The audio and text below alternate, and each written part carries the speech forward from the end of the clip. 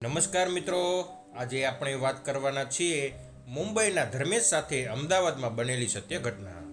મારે આ એડ્રેસ ઉપર જવું છે, મને જરા ગાઈડ કરશો?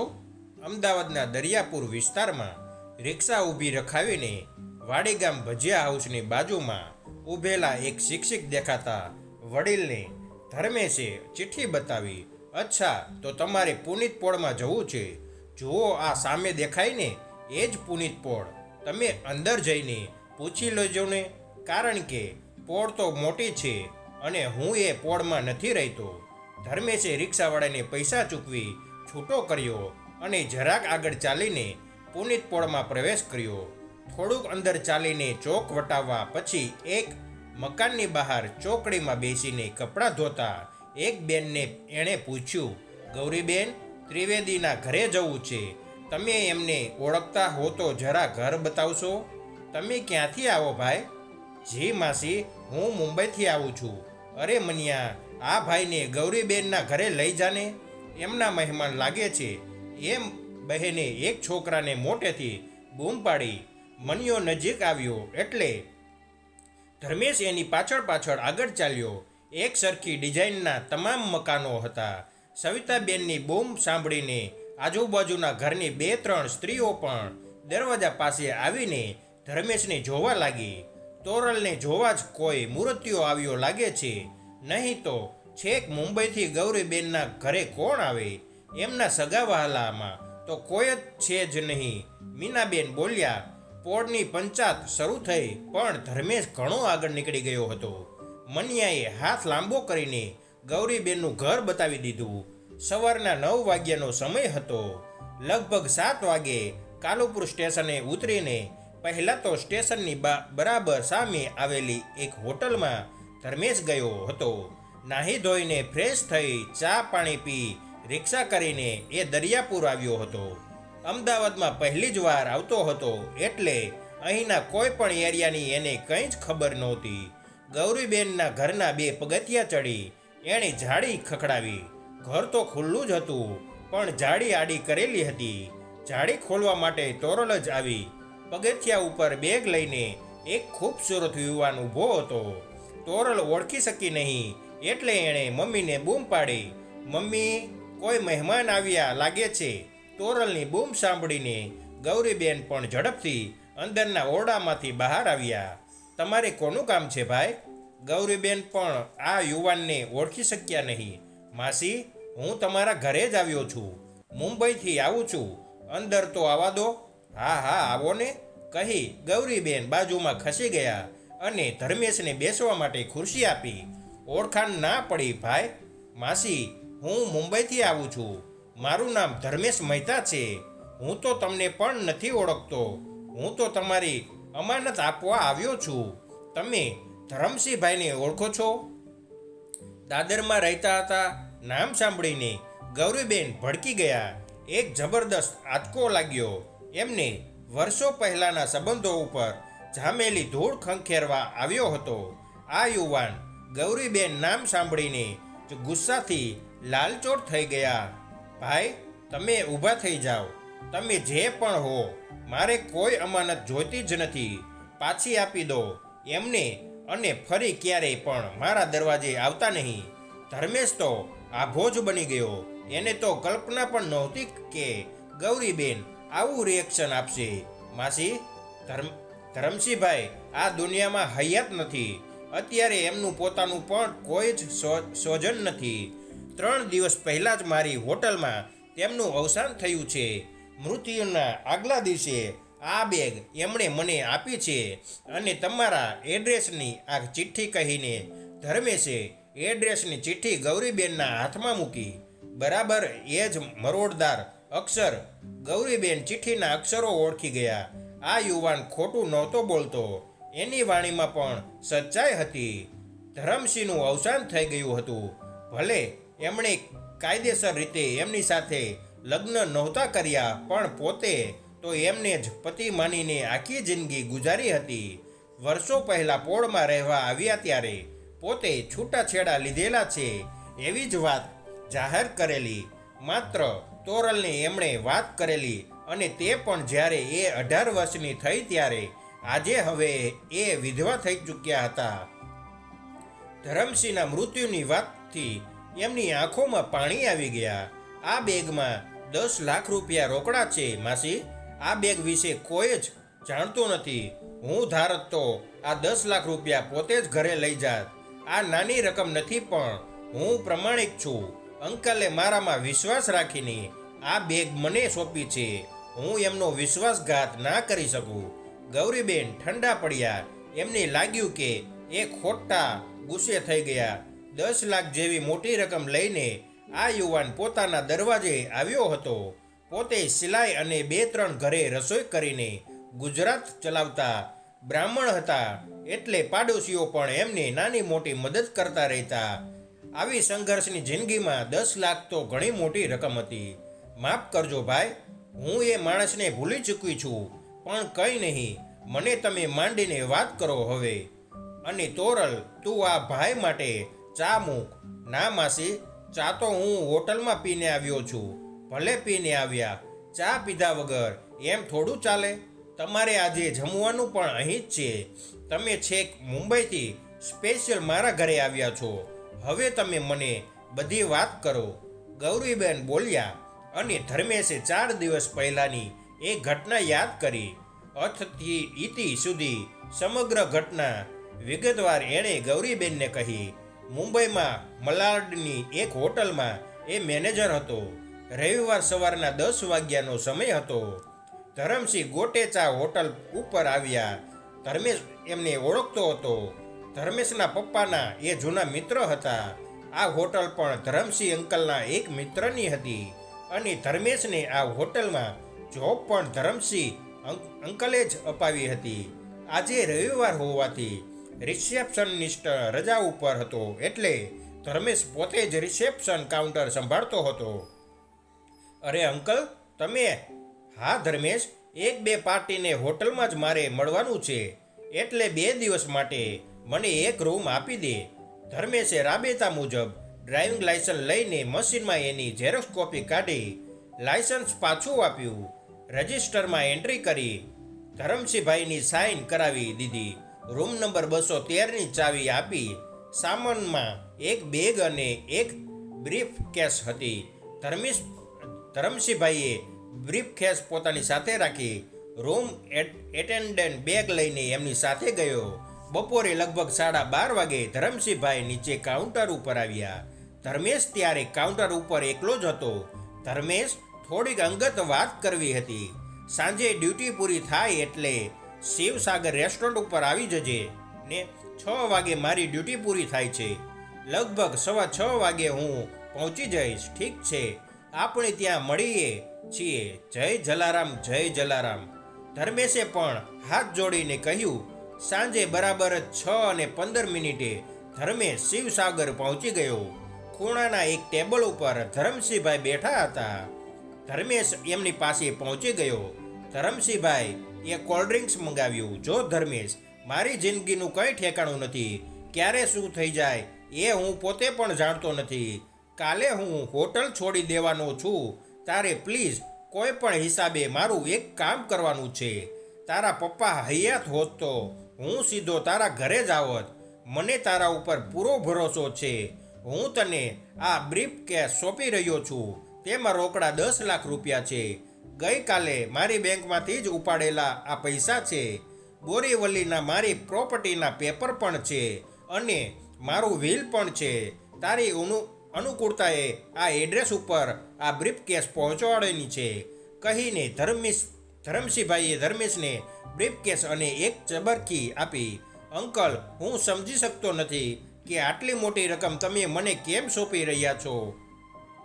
કારણ કે તું મારા પરમ મિત્ર જુગલ કિશોરનો દીકરો છે. આજે પહેલીવાર તારી સામે એક સત્ય રજૂ કરી રહ્યો છું. તારા પપ્પા આ વાત જાણતા હતા. હવે તારે પણ જાણવી જરૂરી છે. શાંતિથી મારી વાત સાંભળ. 23 વર્ષ પહેલાં મેં ગૌરી નામની એક બ્રાહ્મણ કન્યા સાથે બહુ મોટો અન્યાય કર્યો છે. જોગેશ્વરીમાં મારી કેમિકલની એક નાનકડી ફેક્ટરી હતી. ગૌરી મારી ફેક્ટરીમાં જોબ કરતી હતી. એની માતાનું મૃત્યુ થયું હતું. અને એના પિતાએ બીજા લગ્ન કર્યા હતા. ઓરમાનમાં માના ત્રાસથી ગૌરી ઘરેથી ખૂબ જ દુઃખી હતી અને એના માટે લાગણીઓ જન્મેલી અને છેવટે એ પ્રેમમાં પરિણમી. ગૌરી દેખાવમાં ખૂબ જ સુંદર હતી. એ મારાથી 10 વર્ષ નાની હતી. હું પરણેલો હતો અને ગૌરી જાણતી હતી એ મને પણ ખૂબ પ્રેમ કરતી હતી, પણ હું પરિણીત હોવાથી એ બહુ આગળ વધતી નહોતી. મેં એને એક વાત કરી કે મારો ડિવોર્સનો એક કેસ ચાલે છે. 6-12 મહિનામાં મને છૂટાછેડા મળી જાય પછી આપણે કાયદેસર લગ્ન કરી લઈશું. ત્યાં સુધી તને અત્યારે એક અલગ રૂમ લઈ આપું છું. એ મારી વાતોમાં આવી ગઈ. એણે પિતાના નામે એક ચિઠ્ઠી લખીને ઘર કાયમ માટે છોડી દીધું. ચિઠ્ઠીમાં એવું લખ્યું કે એ કોઈ યુવાનના પ્રેમમાં છે અને એની સાથે લગ્ન કરીને કાયમ માટે ઘર છોડી રહી છે. એ ખૂબ સમજદાર હતી. એણે મારું નામ ના દીધું. ભુલેશ્વરના એક માળામાં રૂમ રાખીને હું એને ત્યાં લઈ ગયો. એના પિતા તપાસ કરવા માટે મારી ફેક્ટરીએ પણ આવેલા, પણ મેં કહ્યું કે કેટલાક દિવસથી ગૌરી આવતી નથી અને એણે નોકરી છોડી દીધી છે. 2 વર્ષ સુધી ગૌરીને અંધારામાં રાખીને હું સંસાર ભોગવતો રહ્યો. મારું પોતાનું ઘર દાદરમાં હતું. ધંધાના કામે બહારગામ જવાના બહાના હેઠળ હું અઠવાડિયામાં 3-4 દિવસ ગૌરી સાથે જ રહેતો. લગભગ 2 વર્ષ સુધી આ પ્રમાણે ચાલ્યું. મારે પોતાને કોઈ સંતાન નહોતું. 2 વર્ષ પછી ગૌરીએ એક સુંદર પુત્રીને જન્મ આપ્યો. અચાનક એક દિવસ મારી પત્નીને ગૌરી વિશેની જાણ થઈ. મારા શાળાઓ બહુ જ માથાભારે હતા. ભુલેશ્વર જઈને ગૌરીને એમણે ખૂબ જ ટોર્ચર કરી અને ધમકી પણ આપી. ગૌરીને પણ બધી સત્ય હકીકતની તે દિવસે જાણ થઈ ગઈ. ગૌરી રાતોરાત મુંબઈ છોડીને અમદાવાદ જતી રહી. ગૌરી અમદાવાદમાં રહે છે એની મને તો હમણાં જ 6 મહિના પહેલાં જ જાણ થઈ. 10 વર્ષથી હું એને શોધતો હતો. ગૌરીની મેં બહુ જ તપાસ કરી પણ મને ક્યાંયથી એનો પતો ન મળ્યો. ગૌરી ગયા પછી મારું દાંપત્ય જીવન એકદમ કડવું થઈ ગયું. મેં કોઈ બીજી સ્ત્રીને રૂમ લઈ આપ્યો હતો અને એણે મારી દીકરીને જન્મ પણ આપ્યો હતો. એ જાણ્યા પછી મારા ઘરમાં ઝઘડા વધી ગયા અને મારી પત્નીએ મારાથી ડિવોર્સ લઈ લીધા. બહુ મોટી રકમ ચૂકવવી પડી. હું જિંદગીથી ખૂબ જ નિરાશ થઈ ગયો હતો. ગૌરીને ગુમાવી દીધી હતી એનું બહુ દુઃખ હતું. આત્મહત્યાના પણ વિચારો આવતા હતા. ફેક્ટરી પણ વેચી નાખવી પડી હતી. પૈસે ટકે ખુવાર થઈ ગયો હતો. એક દિવસ અચાનક તારા પપ્પા જુગલ કિશોર મને મળી ગયા. અમે બંને કોલેજમાં સાથે જ હતા. મારી હાલત જોઈને એમને દયા આવી. એ મને દલાલ સ્ટ્રીટ લઈ ગયા અને એક મોટા શેર બ્રોકરના ત્યાં નોકરી અપાવી. 1 વર્ષ નોકરી કર્યા પછી મને પોતાને પણ શેર બજારની આટીઘૂટીઓમાં ખબર પડવા લાગી. જે પણ પૈસા મને મળતા એ હું શેર બજારમાં રોકતો ગયો. કિસ્મતે સાથ આપ્યો. 5-1 વર્ષમાં તો હું 50 લાખ રૂપિયા કમાયો. બરાબર એ જ સમયે તારા પપ્પાનો ખરાબ સમય ચાલુ થયો અને એ કરજામાં આવી ગયા. શેર બજારની ઓફિસમાં આવીને એ મને મળ્યા. પોતાની બધી આપવીતી મને કહી. જે લોકો એમને રોજ ધમકી આપતા હતા એવા લોકોના 5 લાખ રૂપિયા મેં ચૂકવી દીધા. તું ગ્રેજ્યુએટ થઈ ગયો હતો અને જોબ શોધતો હતો એવું એમણે કહ્યું, એટલે મેં મારા મિત્રની આ હોટલમાં તને જોબ અપાવી દીધી. મારી ભલામણથી તને મેનેજર પણ બનાવી દીધો. ધર્મેશ ધરમસિંહભાઈની વાત સાંભળી રહ્યો. એ પપ્પાના મિત્ર હતા પણ એમણે 5 લાખ જેટલી મદદ પણ પપ્પાને કરેલી એ આજે પહેલીવાર જાણવા મળ્યું. ધરમસિંહભાઈના પોતાના ઉપર ઘણા ઉપકાર હતા.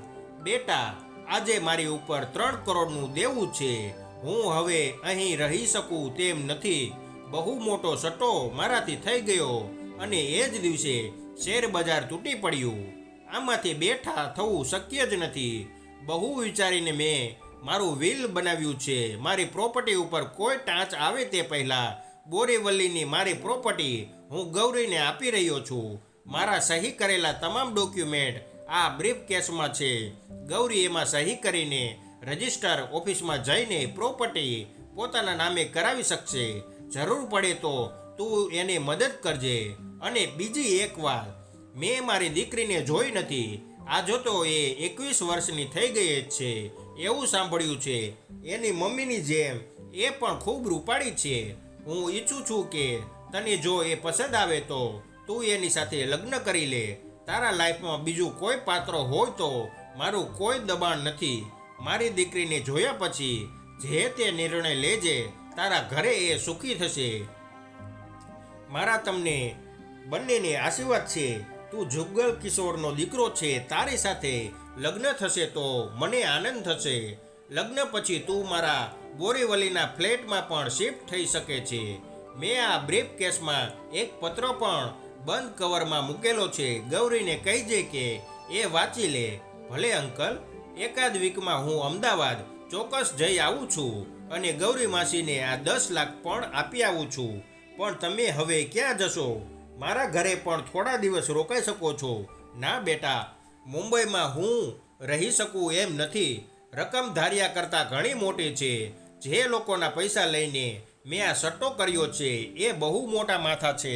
મારા ઉપર જીવનનું જોખમ છે. રાત્રે ઊંઘી પણ શકતો નથી. ઠીક છે અંકલ, તમારું કામ થઈ જશે. તમારી દીકરી પણ જો સંમત થશે તો લગ્ન માટે ચોક્કસ વિચારીશ. વાત પૂરી કરીને બંને જણાએ કોલ્ડ્રિંક્સ પણ પૂરું કર્યું અને ઊભા થયા. ધર્મેશ બ્રીફ કેસ લઈને પોતાના ઘરે ગયો. બીજા દિવસે સવારે 7 વાગે ધર્મેશ ઉપર હોટલમાંથી ફોન આવ્યો કે 213 નંબરવાળા અંકલે રાત્રે પંખે લટકીને સુસાઇડ કરી લીધો છે. ધર્મેશ રિક્ષા કરીને તરત હોટલ આવી ગયો. પોલીસને ફોન કર્યો, પંચનામું કર્યું. અંકલ વિશે કોઈને કંઈ જ ખબર નહોતી. અંકલે માત્ર 4 લાઇનની સુસાઇડ નોટ લખી હતી. મારા મૃત્યુ માટે કોઈ જવાબદાર નથી. કરોડોનું દેવું થઈ જતા આત્મહત્યાનો નિર્ણય મેં લીધો છે. ધરમસિંહ ગોટેચા ધર્મેશે પણ ચૂપ રહેવાનું પસંદ કર્યું. થોડી વારમાં એમ્બ્યુલન્સ આવી અને પોસ્ટમોર્ટમ માટે ડેડ બોડીને લઈ ગઈ. ધર્મેશે આ બધી વાત ગૌરીબેનને વિગતવાર કરી. માત્ર ગૌરીબેનની દીકરી સાથે લગ્ન કરી લેવાની ધરમસિંહભાઈએ જ વાત કરેલી તે હાલ પૂરતી છુપાવી. બસ માસી, માત્ર તમારી અમાનત આપવા માટે જ અમદાવાદ આવ્યો છું. તમે પૈસા ગણી લો અને સાથે એક કવર છે એ પણ વાંચી લો. ધર્મેશે ગૌરીબેનને કહ્યું અને તોરેલે બનાવેલી ચા એણે પી લીધી. પૈસા ગણવાની તો કોઈ જરૂર નથી ભાઈ. તમારી આ બધી વાત સાંભળ્યા પછી મને ખૂબ જ આઘાત લાગ્યો છે. એ મને સાચા હૃદયથી પ્રેમ કરતા હતા તે મને આજે ખબર પડી. આજ સુધી તો હું એમ જ માનતી હતી કે મારી સાથે એમણે દગો કર્યો છે. મેં એમને ઓળખવામાં બહુ મોટી ભૂલ કરી. આજે હું ખરા અર્થમાં વિધવા થઈ ગઈ છું. માસી, તમે દુઃખી ન થશો. અંકલે તમારું ખૂબ જ ધ્યાન રાખવું છે. 10 લાખ રૂપિયા જેટલી મોટી રકમ અને બોરીવલીનો 50 લાખનો ફ્લેટ એમણે તમારા નામે કરી દીધો છે. તમે હવે મુંબઈથી આવી જાઓ. ગૌરીબેને બ્રીફકેસ ખોલીને અંદરથી કવર બહાર કાઢ્યું અને એ ખોલીને પત્ર વાંચવાનું ચાલુ કર્યું. તોરલ પણ મમ્મીની પાસે બેસી ગઈ અને એ પણ પત્ર વાંચવા લાગી. ધર્મેશ તોરલના અદ્ભુત સૌંદર્યને એકીટ જોઈ રહ્યો. ગૌરી આપણા સંબંધો ઉપર 10-10 વર્ષની ધૂળ ચડી ગઈ છે એટલે ભૂતકાળને હું યાદ નથી કરાવતો. 6 મહિના પહેલાં તારા સમાચાર મને મળ્યા કે તું અમદાવાદમાં છે ત્યારે સૌથી વધુ આનંદ મને થયેલો કે મારી ગૌરી સલામત છે. 2 મહિનાની દીકરી જ આજે 21 વર્ષની થઈ ગઈ પણ હું એને મળી શક્યો નથી. એનું મને દુઃખ છે. એનું નામ શું છે એ પણ મને તો ખબર નથી અને એ તો મને ક્યાંથી ઓળખતી હોય. 10 વર્ષમાં તમે લોકોએ ખૂબ જ દુઃખ વેઠ્યા હશે એ હું જાણું છું અને એટલો જ મારી પાસે જે પણ બચત છે એ તમામ બચત ઉપાડીને તમને લોકોને મોકલી રહ્યો છું. બોરીવલીનો મારો ફ્લેટ પણ તારા નામે કરી દીધો છે. તમે લોકો મુંબઈ આવી જશો તો મારા આત્માને આનંદ થશે કારણ કે આત્મહત્યાનો નિર્ણય તો મેં ક્યારનોય લઈ લીધો છે. મને માફ કરી દેજો. નવા જ જન્મમાં આપણે જરૂર મળીશું. ધર્મેશ મારા મિત્રનો દીકરો છે. એ હોટલમાં મેનેજર છે. સંસ્કારી છોકરો છે. આપણી દીકરી સુખી થશે. મારી વહાલી દીકરી માટે ધર્મેશ ના નહીં પાડે એની મને પૂરી ખાતરી છે. તારી દીકરી મારી પોતાનું જ લોહી છે એટલે જમાઈ પસંદ કરવાનો મારો પણ અધિકાર છે. મારી પસંદગીનો માન આપીને ધર્મેશ કુમારને જમાઈરાજ તરીકે તમે પણ સ્વીકારી લેશો તો મને ખૂબ જ આનંદ થશે. ધરમસિંહ પત્ર વાંચીને ગૌરીબેન રડી પડ્યા. તોરલ ઊભી થઈને પાણીનો ગ્લાસ લઈ આવી અને મમ્મીને આપ્યો. પાણી પીને ગૌરીબેન થોડા સ્વસ્થ થયા. સાડીના છેડાથી આંખો લૂછી નાખી. ધર્મેશ કુમાર, ખબર નહીં પણ આજે સૂરજ કઈ બાજુ ઉગ્યો છે. હૈયું લાગણીઓથી ભરાઈ આવ્યું છે. મારી દીકરીનો હાથ આજથી તમારા હાથમાં સોંપું છું. આજે સગાઈના ગોળ ધાણા પણ વહેંચું છું. તોરલને તમે હવે જીવનભર સંભાળી લેજો. એમની પસંદગી એ જ મારી પસંદગી. એમણે તમને જમાઈરાજ તરીકે જ મારા ઘરે મોકલ્યા છે. ગૌરીબેન બોલ્યા, માસી, તમે તોરલને તો પૂછી જુઓ કે એ આ સંબંધથી ખુશ છે. તોરલ બેટા, તું ધર્મેશ કુમારને મેડી ઉપર લઈ જા. હું લાપસીનું આંધણ મૂકી દઉં. તોરલ દાદર ચડીને મેડી ઉપર ગઈ.